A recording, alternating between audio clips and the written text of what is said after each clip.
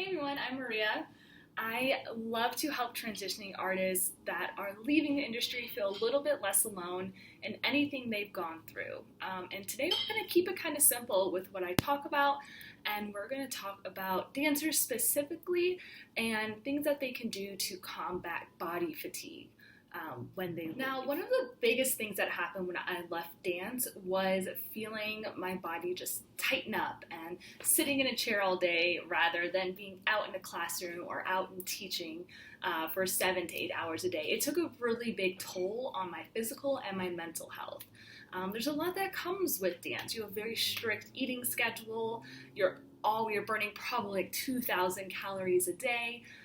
And sometimes you're not really even thinking of how fast you're moving until you sit still. And there's a few things that I've learned over the past few years that really helped me kind of with the depression and sadness that happened once I started working from a desk that was different than in the studio. And we're going to talk about some of those today that I use at home.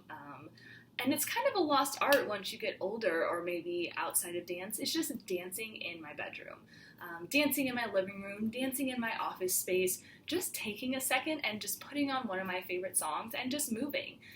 We used to do it all the time as children, even as dancers, maybe going over choreography or making something up in our kitchen. Just because you don't have a show that you're performing for or something that you're working on in class does not mean that you have to stop just dancing in your living room.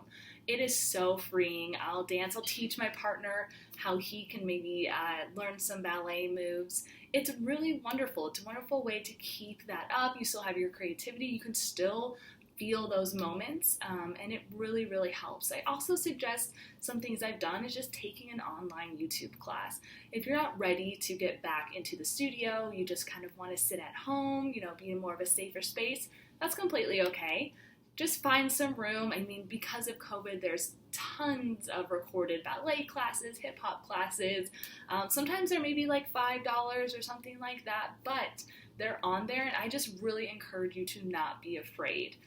Definitely go out and try to seek out those resources and just have fun dancing at home for a little. Now, if you're ready, I really suggest you go out and just take one of the adult classes that's maybe offered in one of your cities. I know for me, when I was living in Las Vegas, I had Millennium Dance Complex, and I loved to take their adult classes. I usually took 3 to 4 classes a week. And honestly, you do have some people in there that are still professional dancers and they're coming into class to train, but you do have other people that are really beginners and they're learning.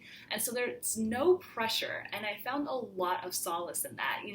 For 20-ish years, every class I went into, there was so much pressure to, be the best in the room, make sure I'm getting that triple pirouette, make sure that my leg is super high or I'm not messing up on the combo whatsoever, because you never know who's in the room.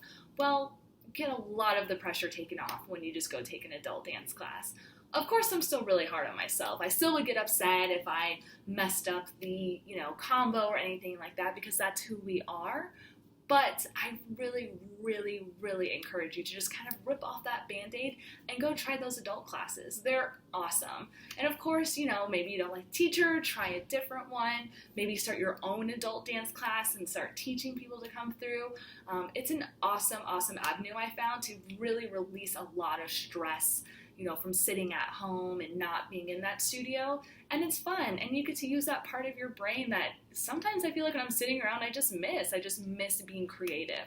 So that's another option I really, really suggest anybody who's transitioning out of the dance world kind of into that corporate business world. So for that, this week, those are all of my tips. Of course, there's so many more to cover.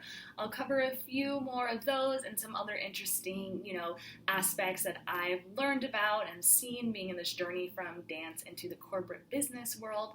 But if you have any questions or suggestions or anything that you've done that's really worked, please do not hesitate to reach out to me. I love to hear from everybody, and thank you all so much.